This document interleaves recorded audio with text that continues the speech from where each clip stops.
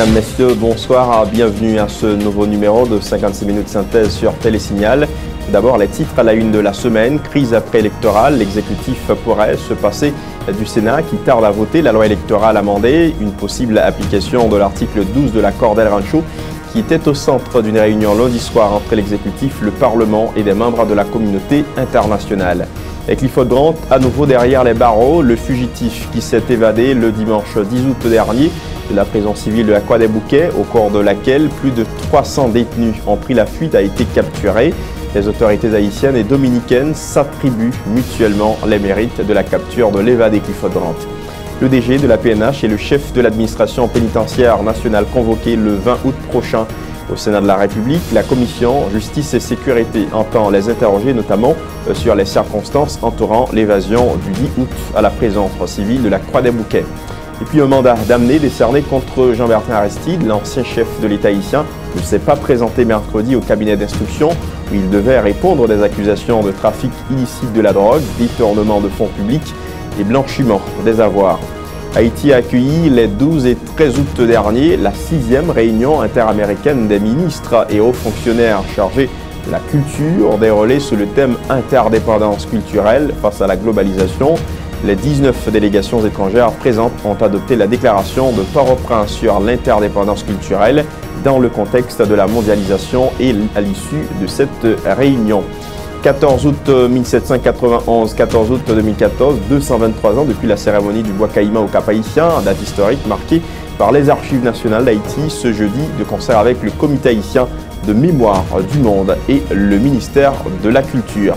Et puis dans l'international, visite du président russe Vladimir Poutine à Crimée, la péninsule ukrainienne annexée en mars par la Russie. Le chef du Kremlin entendait consolider les chances de son parti lors des premières élections dans la péninsule prévues au 14 septembre prochain. Voilà pour les titres, à tout de suite. Samedi, c'est Happy Weekend avec Natcom. Plaisir gagné!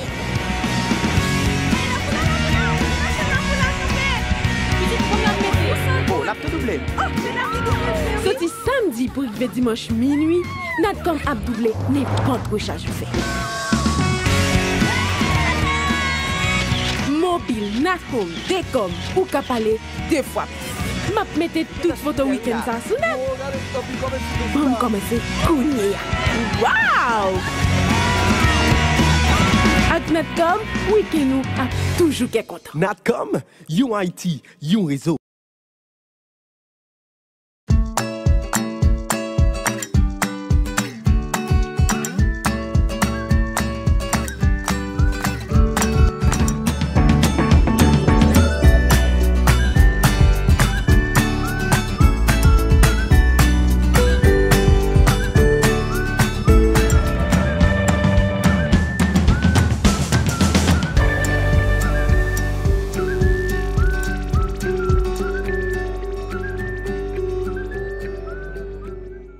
Bienvenue au développement de ce 56 minutes synthèse. Les élections ne peuvent avoir lieu à la date du 26 octobre 2014, conformément à l'arrêté présidentiel du 10 juin 2014. C'est ce qu'a informé le Conseil électoral provisoire au président Michel Martelly, sans toutefois avancer de nouvelles dates.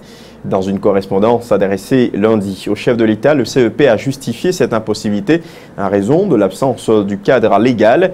L'organisme électoral plaide en faveur du dialogue entre les secteurs de la vie nationale en vue d'aboutir au vote des amendements à la loi électorale bloquée depuis plus de 4 mois au Sénat de la République.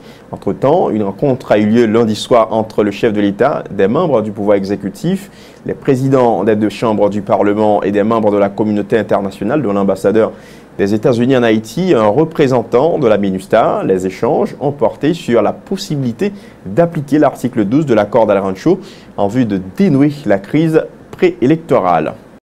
L'organisation des élections dans le pays cette année est irréaliste et hypothétique. C'est ce qu'a fait savoir mardi le ministre de la Communication lors d'une conférence de presse à la primature. Rudy Arrivo a fait état de la bonne volonté de l'exécutif en vue d'organiser les prochaines législatives et municipales à la fin de l'année 2014. M. Arrivo en veut pour preuve le décaissement par le gouvernement de montant de 160 millions de gourdes pour l'organisation de ces joutes. Les propos de Rudy Arrivo sont recueillis par Enoch Ilizekajou et Jasmin Denis. Si c'est pour président, avec premier ministre, avec tout gouvernement, toute disposition prend pour sa fête. un montant de 160 millions de gouttes mettez à la disposition du Conseil électoral provisoire que va gérer le PNUD pour que justement et institution ça fait face à besoin que le gagnant en matière financière pour faire avancer le processus. Donc ça c'est dernière illustration, dernier exemple qui montrait à quel point c'est une question qui nous tient à cœur au niveau du gouvernement. Mais c'est sûr que 26 octobre là, il faut soit on réaliste, soit on sérieux. Irréaliste et de plus en plus et hypothétique, nous dit déjà. Mais depuis que sénateur yo même rappelé que y a des engagements que vous prend et que vous devez honorer, eh bien pour que l'élection soit faite d'ici la fin de cette année. Le gouvernement accuse le groupe des 6 sénateurs de l'opposition de vouloir faire obstacle à la tenue d'élections en Haïti cette année. Les artisans du probable report des élections seraient un groupuscule de sénateurs. Jusqu'au boutiste a fait savoir Rudy Arrivo, ministre de la Communication. L'ancien parlementaire a affirmé que les sénateurs du groupe des 6 ont une attitude troublante, répréhensible et blâmable. La déclaration du ministre Rudy Arrivo. Date que nous te prévoit, il vient de plus en plus hypothétique le 26 octobre 2014. Force est de le constater. Eh bien, la raison, vous le savez, vous êtes au courant, c'est parce que gagnait toujours cette attitude jusqu'au boutiste d'un groupuscule de sénateurs qui refusaient eux-mêmes remplir contrat, honorer engagement, jouer partition. Alors que l'exécutif lui-même il fait. C'est ce groupe de sénateurs. Il dit pas question que Chita pour plancher et travailler sur les articles qui méritent d'être amendés au niveau de la loi électorale. Il y a un instrument important qui permet que l'institution électorale là, eh bien, baille processus électoral là, le rythme qu'attendent nos compatriotes pour le renouvellement du personnel politique. Je vais continuer à leur demander de s'asseoir en toute sérénité, mais de manière célère, pour être capable de plancher sur l'article qui méritait amender dans la loi électorale là, pour permettre que le processus là accélère. Mandel, l'important. Parce que l'attitude, je ne dis pas seulement troublante, mais elle très très très répréhensible et blâmable. Ça veut dire senti que une mauvaise foi évidente. Le constat selon lequel il est impossible que les élections se réalisent à la date du 26 octobre 2014 est de plus en plus partagé par des partis politiques. La plateforme Réponse Paysan, proche de l'équipe au pouvoir, a dit douter que les prochaines joutes électorales puissent se tenir à la date fixée par l'exécutif. Le secrétaire exécutif de la plateforme Réponse Paysan, Francis Tézé, indique avoir effectué des démarches auprès des acteurs politiques nationaux et étrangers en vue de ramener les protagonistes de la crise préélectorale à la table du dialogue dans la perspective d'un dénouement de la crise politique actuelle. Francis Tézé au micro de Samus David François. Maintenant, sur la question de l'élection 26 octobre, là, nous pensons que ce n'est pas un secret pour personne. Tout le monde constate, tout le monde entendait, le président CEP a déclaré et il dit 26 octobre, là, date ça, il n'est pas qu'à maintenir encore. Et puisque date ça pas qu'à maintenir, nous-mêmes dans la plateforme politique de Paysan, nous avons prévoir une série de problèmes que ça va arriver. Nous avons prendre devant, nous écrit différentes lettres avec un paquet d'autorités dans le pays, tant que le président Michel-Joseph Mateli, ambassadeur Patrick Nicoloso, qui est ambassadeur de France, Sandra Ono, qui est ambassadrice du ministère, et ensuite Cardinal Chibi Langlois, et Madame Pamela Roy, qui est ambassadrice américaine, côté nous demandons pour encourager tout secteur qui est dans la vie nationale, là, toute force vive dans le pays, pour nous chita sous table de négociation, sous table de dialogue, pour nous continuer à dialoguer, pour permettre, le 2e janvier 2015, le pays n'a pas tombé dans le cas de pays n'a pas connu des moments difficiles. Alors nous tous connaissons le problème loi électorale qui bloquait au niveau Sénat République. Côté groupe 6 a dit, il faut nous faire élection avec l'article 289. Dans le cas ça nous-mêmes, c'est chita, pour nous dialoguer, pour nous discuter, pour nous voir est-ce que c'est l'article 280 qui va permettre de faire notre conseil électoral ou bien si c'est le conseil électoral ça qui va l'été. Le coordonnateur du mouvement patriotique de l'opposition démocratique Mopod croit incertain l'environnement électoral. Jean-André Victor affirme que les actions posées par l'exécutif ces derniers jours consistent à contrôler les autres pouvoirs de l'État ainsi que l'appareil électoral dans l'intention de garder le pouvoir. Les propos de Jean-André Victor au micro de Samus David François. Il y a une aggravation dans la situation de répression qui gagne dans le pays. Et aggravation ça, il crée des conditions qui fait que l'environnement électoral là, il vient de plus en plus incertain, il vient de plus en plus un problème tête chargée, côté que ou pas connaît dans qui soyez.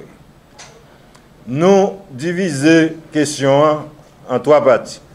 Parce que ça, l'exécutif l'a cherché faire, c'est prendre contrôle de la justice, c'est prendre contrôle du système pénal là, et c'est prendre contrôle du système électoral là. Il y a une logique exécutive là à suivre, côté que chaque fois on font pas en avant dans fait élection ou font pas en arrière, pour qui ça, pour arriver dans une situation côté que ils sont capables de bloquer le processus démocratique et faire avancer le projet par eux pour rester sous pouvoir. Hippolyte Mélius n'est pas favorable à l'idée de prolonger le mandat des élus. En attendant la réalisation des élections, il insiste pour que les conditions en vue de bonnes élections soient établies. Le sénateur Mélius met en garde contre toute propension à diriger le pays sur la base de décrets. Il y a des gens qui ont parlé de prolonger le mandat. Moi, je ne pas prolonger le mandat pour parler les sénateurs de facto. Moi, je suis assez de force, de popularité dans le département pour bon dans l'élection. Et je suis d'accord avec le sénateur groupe 6, il a demandé un climat qui est bon pour l'élection parce que ce n'est pas la première fois, non, des vieux climats et des climats qui ne sont pas vraiment propices à l'élection. Et nous sommes les dernières élections avec Gaïo, Jean-Oté, j'espère que fois ça, nous tous nous mettons ensemble pour créer un plus bon climat. C'est ça, c'est mon besoin pour aller dans l'élection, pour nous capables de ne pas quitter le terrain libre pour quel que soit le président pour le diriger par décret, je ne sais pas que ça bon pour le pays. On va parler justice à présent. Attaque contre la prison civile de la Croix-des-Bouquets le 10 août dernier par des inconnus lors de main armée. Une attaque qui a occasionné l'évasion de plus de 300 détenus dans Clifford Brandt, inculpés dans l'enlèvement le 16 octobre 2012 de deux jeunes, Coralie et Nicolas Moscoso, sur la route de Bourdon. Le porte-parole adjoint de la PNH Gare des Rosiers a indiqué que l'évasion a été planifiée à l'intérieur de la prison de la Croix-des-Bouquets. Le Conseil supérieur de la police nationale a annoncé avoir bouclé le périmètre de la zone métropolitaine et mobilisé des policiers en vue de récupérer tous les évadés. La tête de Clifford Brandt a été mise à prix. Les autorités haïtiennes avaient promis une prime d'1 million de gourdes à quiconque ayant des informations permettant de capturer Clifford Brandt. Toujours en ce qui concerne ce dossier, sachez que Clifford Brandt, à nouveau derrière les barreaux. Le fugitif a été capturé par la police nationale d'Haïti à Cornillon-Gambois, non loin de la frontière haïtiano-dominicaine, a informé le chef du gouvernement, également président du Conseil supérieur du pouvoir judiciaire. Le Ralamotte a salué les efforts déployés par la police haïtienne et a permis de capturer l'évadé Clifford Brandt et 3 de ses acolytes mardi à Cornillon-Gambois, dans le département du Sud-Est. M. Lamotte a fait état de plusieurs mesures visant à renforcer la sécurité au niveau des prisons en Haïti, dont l'installation de caméras de surveillance dans les prisons et le port de bracelets électroniques pour les prisonniers. Le Premier ministre Lamotte a renouvelé le support du gouvernement à la PNH. Il a appelé la population à collaborer avec les autorités policières en vue de capturer tous les autres évadés. La police nationale d'Haïti s'active à retrouver tous les fugitifs de la prison civile de la Croix-des-Bouquets à Martelé. Le directeur général de la PNH, Godson Aurelius, le DG de l'institution policière, n'a pas caché Sa satisfaction, suite à la capture de Clifford Brandt, Godson Aurelius a averti que toute personne impliquée dans l'évasion survenue le dimanche 10 août dernier à la prison civile de la Croix-des-Bouquets répondront de leurs actes. Godson Aurelius invite la population à maintenir sa collaboration avec la police en vue d'épingler les autres évadés. Journée jeudi, on est qui rentre dans le crime organisé, choisi entrer dans le kidnapping, dans la drogue, dans le crime, tout l'autre crime, pas de côté pour cacher. Elle dit pour qu'on ait, nous te dit son question d'heure, son question de jour, on est pour quitter prison comme chef kidnapping, n'a quand même pas un côté au caché. Parce que la police, ça qu'on y a, ils font seul dans le monde. Tout nèg qui est impliqué dans l'évasion, ça, à complice, toute investigation qui a mené, enquête administrative qui a mené par l'inspection générale et de CPJ qui a mené enquête partout, non seulement nèg ça aussi, c'est agent APNA, il a révoqué agent police, il a pris en prison. On a déféré la justice pour remettre, parce que pour nous tracer un exemple, une fois pour toutes. Et il y a des dispositions qui sont en prend au niveau direction générale là, et à support CSPN pour qu'il y ait des changements qui opèrent dans le commandement, dans la juridiction, côté ça t'est passé, et dans le commissariat, et dans la zone, et dans la prison en tout.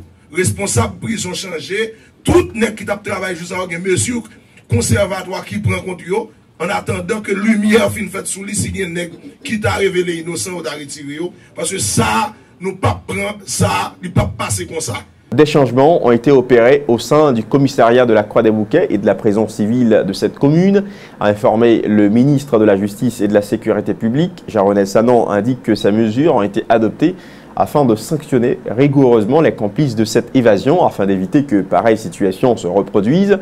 Le ministère de la Justice a en outre informé de la révocation du substitut du commissaire du gouvernement près de la cour d'appel de Port-au-Prince, Florence Mathieu, pour de retard dans le cadre du jugement de Clifford Brandt, arrêté en 2012 pour kidnapping.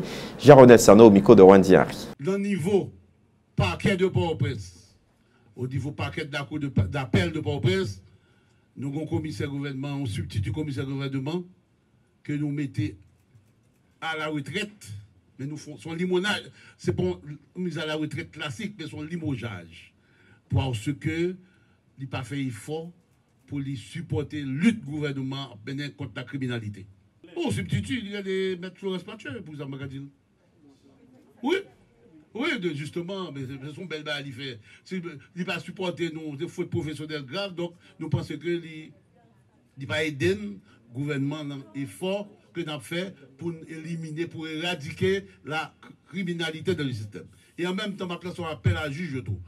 Il faut sortir. Il dit qu'il n'est pas jugé, il n'est pas jugé vrai. Ordonnance maintenant, cabinet d'instruction, vous voyez le juger, il était jeté à appel, ça fait plus d'une année que dossier à la cour d'appel, il n'y a pas jamais qu'à venir à la cour d'appel là pour permettre nous à organiser l'assise criminelle pour juger. Son problème, pendant que ou la cour d'appel, ou chita ou même population a de justice, et surtout, population demandée pour juger, il faut livrer jugement. Il demande jugement et nous voulons faire jugement. Au lieu pour y chita, pour siéger, pour rendre arrêt, il a fait grève. Donc, demandez au contingent ressaisi, au prendre font passer sous quoi parce que la population pas capacité à accepter ça. Entre-temps, le ministre dominicain de la Défense a démenti les informations attribuant les mérites de la capture mardi dernier de l'évadé Clifford Brandt à la police nationale d'Haïti. Ce sont les militaires dominicains qui ont appréhendé le dangereux fugitif haïtien et non la police haïtienne, a déclaré le ministre Almirante Sigfrido Paredes Pérez mardi soir au micro de plusieurs médias dominicains. De son côté, le chef de la police dominicaine, Manuel Castro, a confirmé le 12 août dernier à Santo Domingo que la direction du renseignement de cette institution travaille en collaboration avec son homologue haïtienne afin de déterminer si les réfugiés ont pénétré le territoire dominicain. Des informations publiées par le quotidien dominicain Listín Diario sur son site internet traduite par Michi Alexis. Nous avons des informations que certains de ces prisonniers sont de dangereux condamnés et certains d'entre eux sont en passe de traverser la frontière. nous sommes en coordination avec les autorités haïtiennes pour obtenir l'identification de ces évadés. En collaboration avec les membres des forces armées au niveau de la frontière, nous sommes en train de prendre des mesures préventives afin de les empêcher d'entrer ici sur le sol dominicain et s'ils arrivent à y pénétrer, faire le nécessaire et les extrader vers leur pays d'origine. Des déclarations survenues quelques temps après la conférence de presse du Conseil supérieur de la police nationale d'Haïti à la primature mardi soir, rencontre au cours de laquelle le président du CSPN, Laura Lamotte, avait félicité la PNH pour avoir capturé Clifford Brandt et renouvelé la détermination de la police à rattraper les plus de 300 autres évadés recherchés depuis dimanche.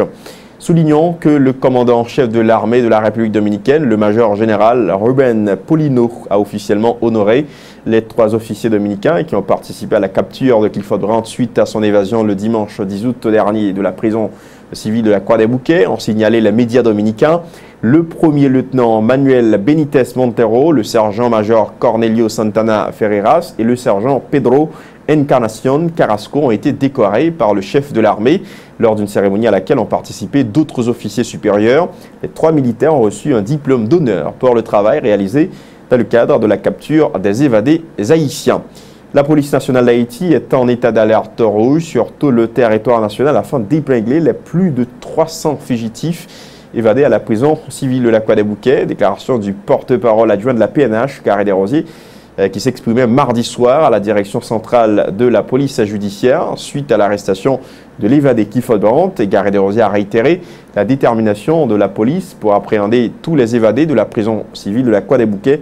Carré Desrosiers au micro de Max Joseph. Notre disposition que c'est pour informer d'abord l'ambassade, également pour fermer les frontières. Alors c'est suite justement à disons, intervention et de la part de la police haïtienne et police dominicaine qui fait arriver récupérer 4 nègres. On a tout simplement communiqué nos mondes que nous voyons là. Et toute la presse qu'on est, auteur principal là, c'est Clifford Brandt qui l'a, que la police a arrêté. Toussaint Richardson, Thorold Morinville, Frasumé Pierre Richard. C'est avec 3 Mounsayo que yo joignent Clifford Brandt. Jean déjà dit, l'opération a continué et fouille a continué et toute la police là en alerte rouge pour que nous soyons capables d'arriver à récupérer le plus grand nombre de détenus possible. En 2000, après le tremblement de terre, ça a été fait déjà et la police a procédé à l'arrestation plusieurs encore. Et la police de la population garantie l'a récupéré ensemble évadé et conduit au côté OTA pour répondre à la question de la justice. Dans l'ensemble, nous avons une vingtaine. Il y a 100 déjà. Il y a fait un contrôle d'identité pour nous connaître exactement est-ce que vous êtes en prison. Et puis, au moment opportun, dès que le chiffre a augmenté, nous avons la presse au point. Le sénateur du département de l'Ouest, John Joel Joseph, dit craindre que l'évasion à la prison civile de la Croix-des-Bouquets ne soit une étape d'un vaste projet d'insécurité globalisé. Le parlementaire demande à la police de faire le nécessaire pour appréhender les plus de 300 évadés qui auraient, selon lui, déjà repris leurs anciennes habitudes dans les rues de la capitale haïtienne. Les propos de Joseph John Joel sont recueillis par Enoch Élisée Cajou et Jasmin Denis. Nous tendons qui occupent les boîtes. Donc jusqu'à maintenant, moi-même, visage qui m'a regardé sur télévision, ça m'a regardé par rapport avec ça, où arrêté, parce que je ne connais pas assez bien. Seulement poser cette question, est-ce que c'est Clifford Brandt? Mais en attendant que la police là t'arrive à explication, c'est lui-même par rapport à un point puis vérifier, c'est lui-même qui évade de prison.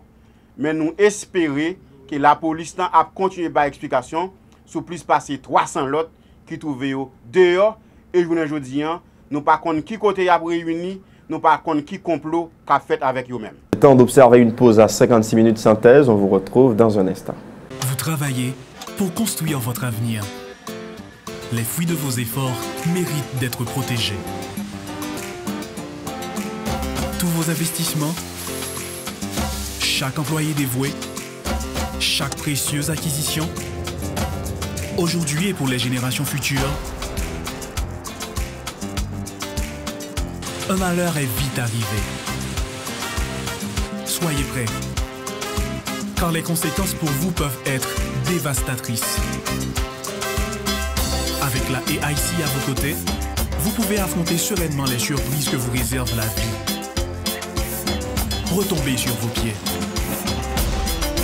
Inutile de tout recommencer. AIC est votre filet de sécurité. Vous créez la richesse, nous la protégeons.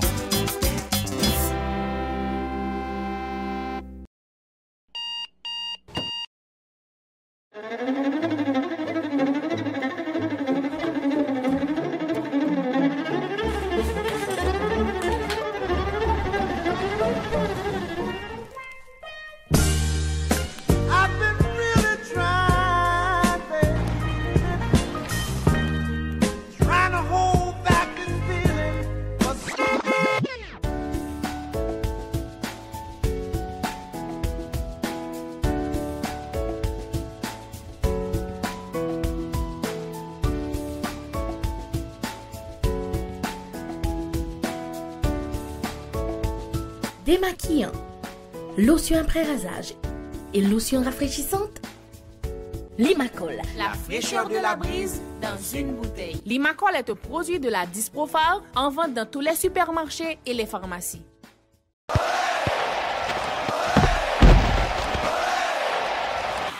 Café Rebo a bail pillage pour Mondial 2014 là. Ou envie gagner yon fout tête droite, iPhone 5S, laptop, télévision, tablette, billet d'avion, microwave, blender, toaster, frigidaire et latrier. Kembe numéro ou joignant dans sachet. En pi, branchez télévision ak radio parce que wap ka gagner plus que 80 primes. Boué Café Rebo comme d'habitude. En pi, ramassez cadeau sous sachet Rebo. Wap déjà écrit acheter pour gagner. Quand y a un dan, wap une étiquette fait un tirage là.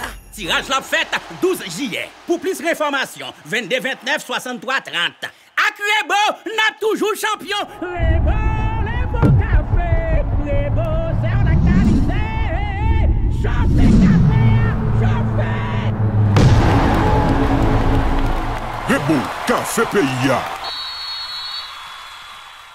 Merci de votre fidélité à 56 minutes synthèse sur Télésignal. La suite de l'actualité de la semaine, le directeur général de la police nationale d'Haïti et le chef de l'administration pénitentiaire nationale convoqués le mercredi 20 août prochain au Sénat de la République. La commission Justice et Sécurité entend les interroger sur les circonstances entourant l'évasion du 10 août à la prison civile de la Croix-des-Bouquets. Les sénateurs veulent aussi s'informer des mesures adoptées pour rattraper les évadés de prison. Pierre Foinquier-Exeus est président de la commission. Il est au micro d'Yvon Seyid. Nous faisons, c'est pour le directeur général PNH, là, directrice prison civile et pénitentiaire, et le commissaire Majorie Saint-Jean, c'est lui-même qui est directrice prison, et puis avec inspecteur général en chef là. Sous dossier quoi des bouquets, parce que c'est vrai, il y a 300 prisonniers dans la rue. Donc, il y a plus que ça, même prisonniers qui sont déjà. Mais et l'autre qui est dans la rue, est-ce que c'est important? Donc nous-mêmes, il y a une explication pour bailler. Ça qui est passé. Nous avons fait le bouillir, mais à cause de correspondance sans pas d'aller au petit Jean Bonheur, donc nous mettons le pour mercredi matin à 11h. Autre point, l'ex-chef de l'État, Jean-Bertrand Aristide, ne s'est pas présenté, comme attendu, ce mercredi au cabinet d'instruction, conformément au mandat émis à son encontre par le juge instructeur Lamar Bélizaire.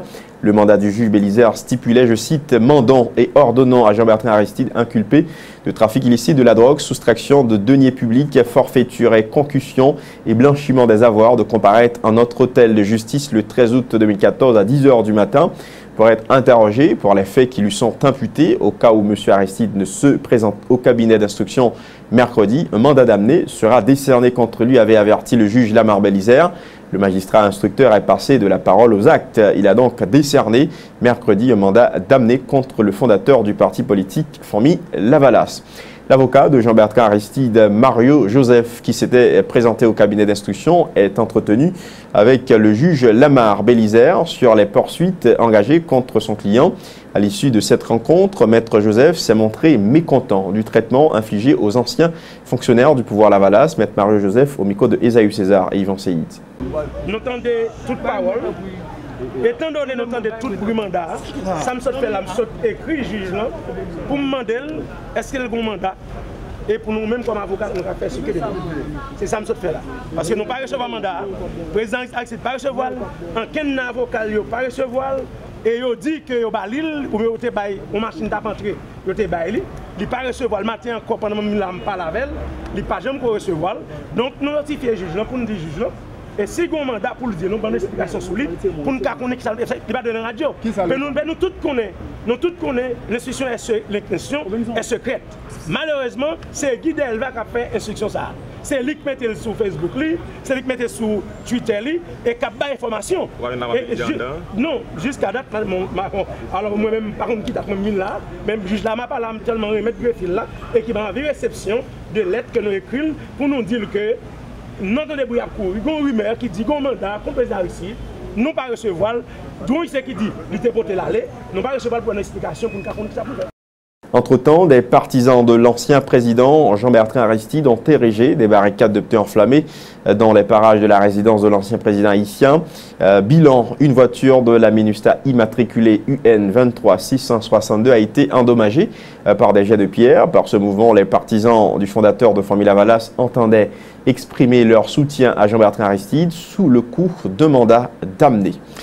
Les poursuites judiciaires engagées contre Jean-Bertrand Aristide n'ont aucune base légale, selon le sénateur Pierre-Franqui-Exéus, qui dénonce une machination politique.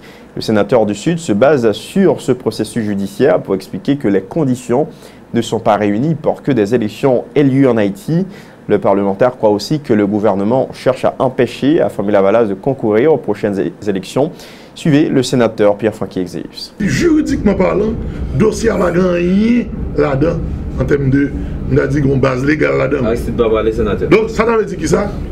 Dossier, son dossier nettement politique. Son dossier, on a dit qu'il y a une machination politique là-dedans. D'abord, pour nous mettre en situation pour montrer que, comme on était capable de l'élection, pour montrer que l'élection va faire. Et deuxièmement, pour mettre la famille Lavalas dans une situation pour ne pas faire l'élection. Nous-mêmes nous disons, en tant que citoyens, en tant que sénateur de la République, et comme président de la commission de justice, nous là pour nous veiller sur le droit moun, est-ce que le droit moun n'a pas parlé? Est-ce que le droit moun n'a pas violé le droit citoyen? Et ce n'est pas seulement comme là, voilà, n'importe l'autre parti politique dans l'opposition et n'importe l'autre parti politique tout. Si vraiment il y a un mandat par le parti, nous estimons, eh bien, non, il n'y a pas respecté. C'est non un chemin pour nous a dit persécuter le parti politique, nous-mêmes nous avons dit non, nous ne sommes pas d'accord avec elle. Et c'est ça que fait, là nous prenons position, nous défendons le dossier président Aristide là, ce n'est pas parce que nous l'avons Lavalas, ce n'est pas parce que nous avons intérêt, mais c'est parce que oui, nous avons intérêt en tant que Lavalas. Mais cependant, du fait que nous prenons un dossier, puis nous persécutons la famille Lavalas, principalement, représentant national, famille Lavalas, c'est Dr Jean-Bertrand Aristide, nous dit non, nous ne sommes pas d'accord avec elle. L'ancien ministre de la Justice, Camille Leblanc, estime précipiter les dernières étapes du processus judiciaire ayant conduit à un mandat d'amener décerné contre l'ex-président Jean-Bertrand Aristide. Maître Leblanc croit que le juge Lamar Bélisaire aurait pu patienter un peu puisque les avocats de M. Aristide lui ont expliqué n'avoir pas reçu le mandat de comparution qui précédait le mandat d'amener contre leur client. Camille Leblanc qui précise que le mandat d'amener n'est pas un mandat d'arrêt, conseille toutefois à tous citoyens sous le coup de mandat d'amener de collaborer avec la justice. L'ancien ministre de la Justice, Camille Leblanc, répondait aux questions de Michel Alluy à la rubrique L'invité du jour sur Signal FM.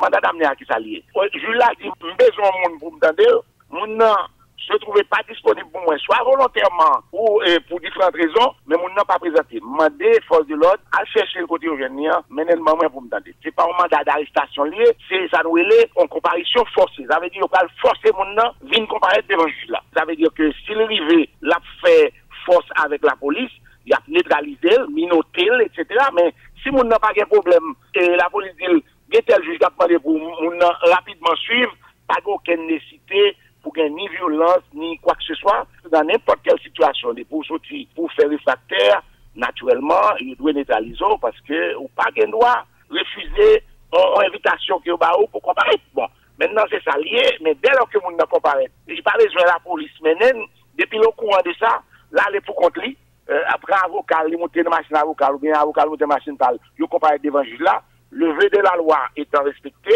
comparution en fait, automatiquement, mandat d'amener à tomber, et le juge doit noter et bailler un papier pour que si la police a une croisée avec ça, pour ne pas exécuter un mandat, parce que ça a été voulu à le vœu de la loi accompli, il était voulu dans des gens, il président entendait et problème là, il résout. Maintenant, je la gagne droit. L'orvini, parce qu'elle estime ou te réfractaire pour devenir de demande, l'orvini le temps d'eau, l'ingen doit décider pour l'elle besoin encore, parce que l'elle besoin pas venir, il va en dépôt. Vers la création d'un institut de la jeunesse et des sciences du sport. Et c'est le ministre des Sports, de la Jeunesse et de l'Action civique, Imler Rebu, qui a annoncé le projet mardi lors de la célébration officielle de la Journée internationale de la jeunesse, le 12 août à l'hôtel Montana Pétionville, événement commémoré en Haïti autour du thème Jeunesse et dialogue social. Jeunes en apprendre connaissent, l'occasion pour le ministre Imler Rebu d'expliquer son choix de s'engager politiquement en faveur des jeunes. Un extrait des propos du ministre de la Jeunesse Imler Rebu accueilli par Michel Alexis et Fézé Mathieu. Je puise avec vigueur et foi dans cette masse vivifiante et prête au combat technique et intellectuel des techniciens de la DAPS, de la Direction de jeunesse et d'insertion, de la Direction de l'action civique, du personnel administratif et de soutien pour consolider l'école de l'espoir où au mois de septembre sortiront 200 jeunes des deux sexes dans 4 filières: informatique, maçonnerie, mécanique auto et charpenterie. Des jeunes femmes et des jeunes hommes déjà prêts, parce que techniquement qualifiés et confiants à offrir leurs compétences et services aux patrons et chefs d'entreprise. C'est pourquoi je puise avec vigueur et foi au cœur des sentiers battus par mes prédécesseurs qui ont jeté les bases de l'Institut national de la jeunesse et des sciences du sport, qui deviendra une réalité à la prochaine rentrée universitaire. Le centre de rééducation des mineurs en conflit avec la loi à Delma 33 a reçu jeudi la visite des membres de la direction de jeunesse et d'insertion du ministère de la Jeunesse, des Sports et de l'Action civique. Selon Rodely Simon, directeur de ce département, l'intégration et la réinsertion de ces jeunes est un impératif pour le pays. Reportage Jasmin Denis et Nokélise Cajou. C'était la fête ce jeudi 14 août au centre de rééducation des mineurs en conflit avec la loi Siermicole à Delma 33. Les pensionnaires de ce centre carcéral, âgés de 13 à 18 ans, célèbrent à leur manière la semaine de la jeunesse. Jeune fille qui vend koyo pour yo ka trouver manger, jeune garçon qui vole yo pour yo ka mettre belle soulier. Mais si m'te gen la main, gadjan moi t'a fait bien. Pour favoriser l'intégration et la réinsertion de ces jeunes, le ministère de la Jeunesse compte offrir à partir de septembre 2014 un programme spécial de formation. En question de patriotisme, de citoyenneté, de comment pour vivre, apprendre aux questions d'entrepreneuriat, apprendre à animation socioculturelle. Donc nous avons une programmation que nous allons travailler sur toute l'année. Mais en attendant ces nouveaux programmes, les responsables du Siermicole dressent le bilan de l'accompagnement dont bénéficient actuellement les jeunes du centre de redressement. À titre d'exemple, les résultats satisfaisants obtenus par ceux qui ont participé au récent examen d'État. Ils ont implémenté des programmes scolaires pour eux qui commencent depuis la première année fondamentale jusqu'à la 9e année fondamentale. Pour l'année, tout le monde nous dans la 6e année, tout réussi. Donc, nous avons succès à 100%. À date, le centre de rééducation des mineurs en conflit avec la loi compte 121 pensionnaires, dont 10 condamnés et 111 prévenus. Le service de la lutte anti-mine des Nations Unies, de concert avec la MINUSTA et la PNH, a procédé mercredi à l'inauguration de l'armurerie nouvellement construite à l'Académie de police à Frères. Selon le commissaire haï de la police des Nations Unies, Serge Thériault, ce projet entre dans le cadre de l'appui de la UNPOL au plan de développement de la police nationale d'Haïti. Serge Thériault a affirmé que ce projet a été financé par la MINUSTA à hauteur de 300 000 $ américains. Suivez les explications de Serge Thériault, commissaire haï de la police des Nations Unies, au micro de Frigine Vanessa Dolciné et Max Joseph. Cette cérémonie s'inscrit dans une série d'événements consacrés au projet visant à développer le système de l'armurerie de la police nationale d'Haïti. Un projet parrainé par une équipe d'UNMAS qui est arrivée en Haïti il y a 4 mois. La mission de cette équipe en Haïti est de réduire les risques liés aux armes et aux munitions périmées, l'absence des armeries propices et l'insuffisance de la connaissance à l'égard de la destruction des armes. Les activités proprement dites de l'UNMAS ont démarré le 3 mai 2014 et se sont déroulées pendant 3 mois. Elles ont touché tous les aspects liés à l'armurerie et ont permis d'avoir plusieurs résultats qui sont, entre autres, le directeur de l'école en a parlé, la formation et la destruction des armes et des munitions au profit de 20 policiers de la PNH et de 5 UNPOL qui a eu lieu au mois de juin. La phase pratique qui a eu lieu par le découpage de 14 armes obsolètes et de 7000 munitions des pistolets 38 spéciales que la PNH avait avant de changer aux nouvelles armes. La mission de prospection a été effectuée au niveau de 9 départements du pays par cette équipe dans le but de faire une étude sur la faisabilité pour la réhabilitation et la construction des armureries de la PNH. Vous suivez 56 minutes synthèse sur Télésignal. Parlons culture. Haïti a accueilli mardi et mercredi à l'hôtel Caribé Convention Center à Pétionville la 6e réunion interaméricaine des ministres et aux fonctionnaires chargés de la culture. L'événement se déroule sous le thème interdépendance culturelle face à la globalisation. 19 délégations étrangères ont pris part à ce sommet international qui s'est ouverte officiellement mardi en présence du président haïtien Michel Martelly. Compte rendu Michel Depayen et Yvan Saïd.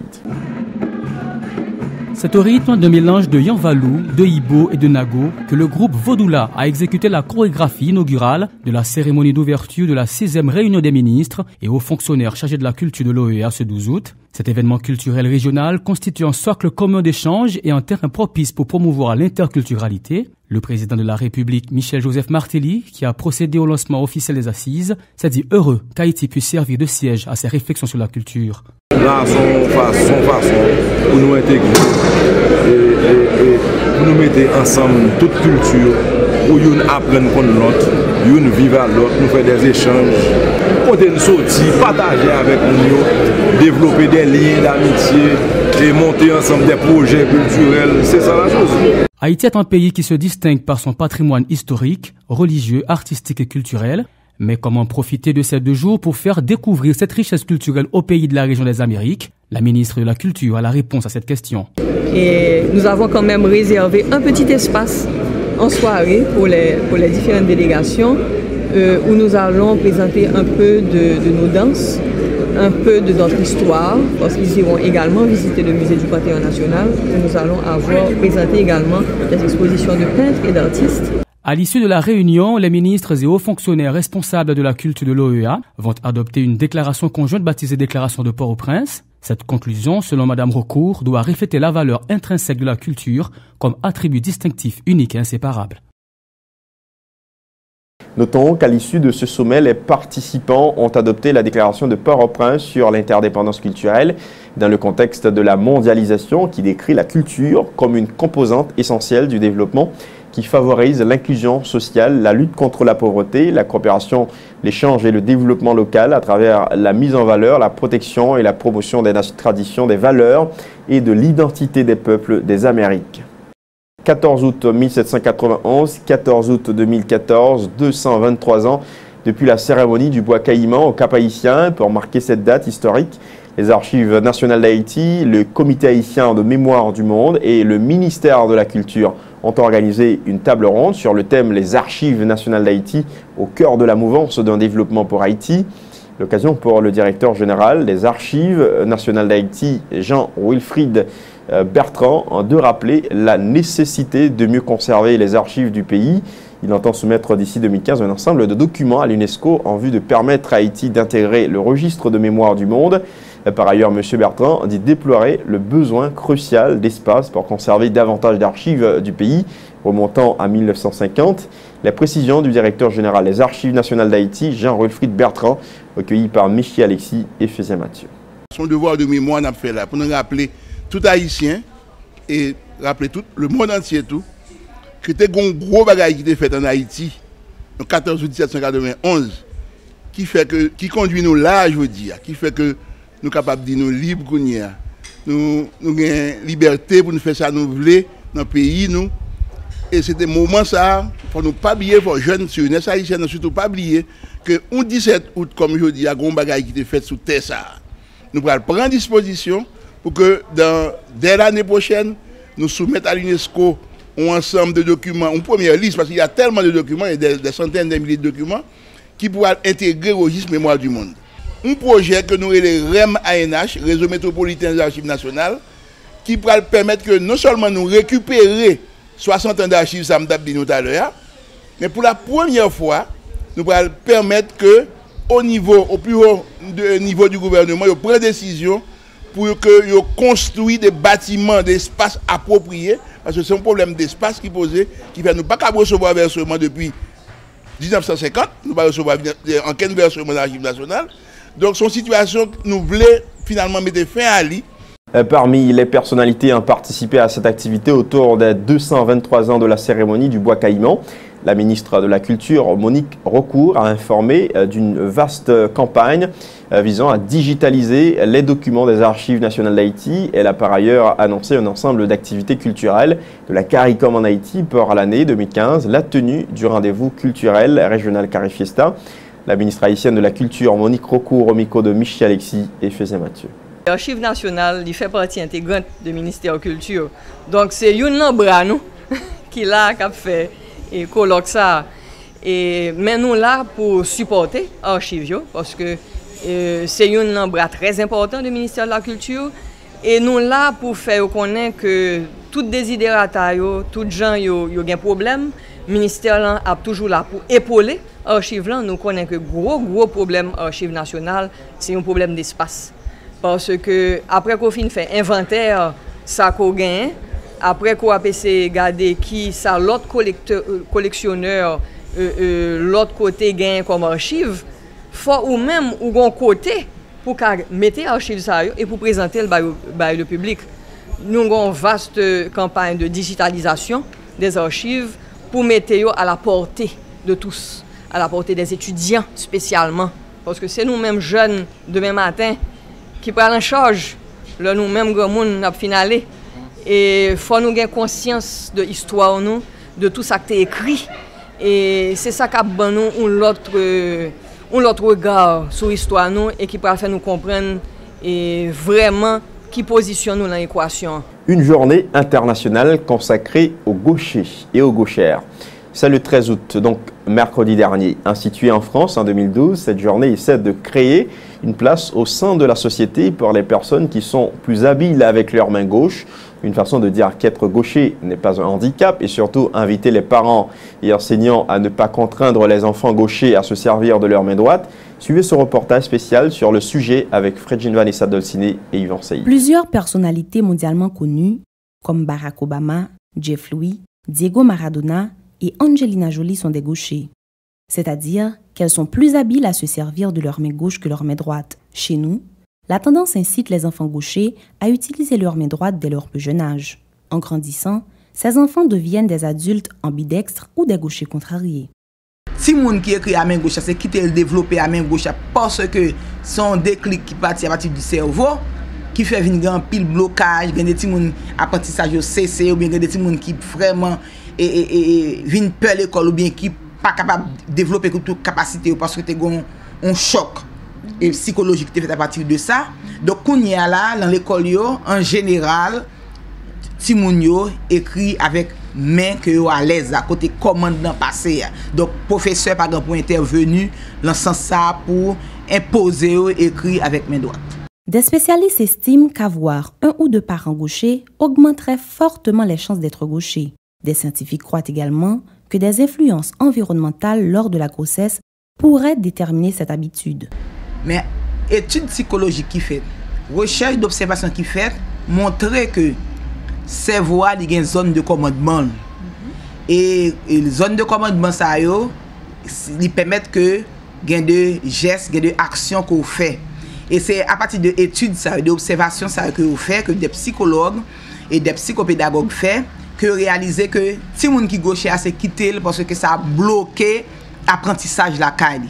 Ça a bloqué toute dynamique et activité, créativité la caille parce que ça son changement qu'on voulait provoquer par le geste et qui pas capable de provoquer par le cerveau parce que c'est le cerveau et chaque côté il dit hémisphère gauche hémisphère droit qui pour commander les actions de la main. Être gaucher, c'est donc naturel.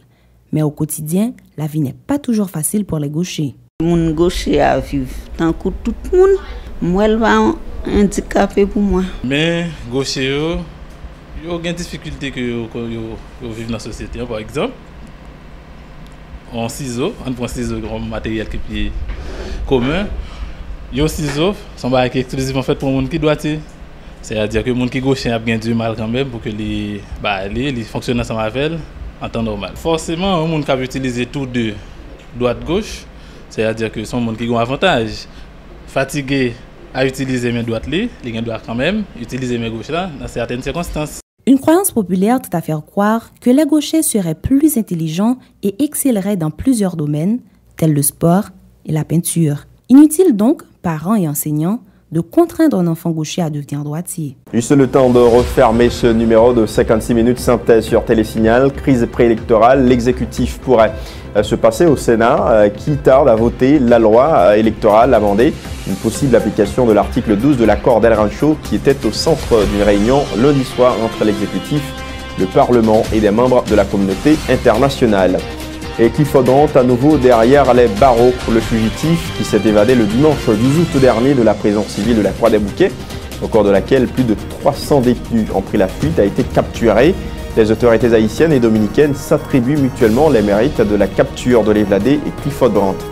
Le DG de la PNH et le chef de l'administration pénitentiaire nationale convoqués le 20 août prochain au Sénat de la République.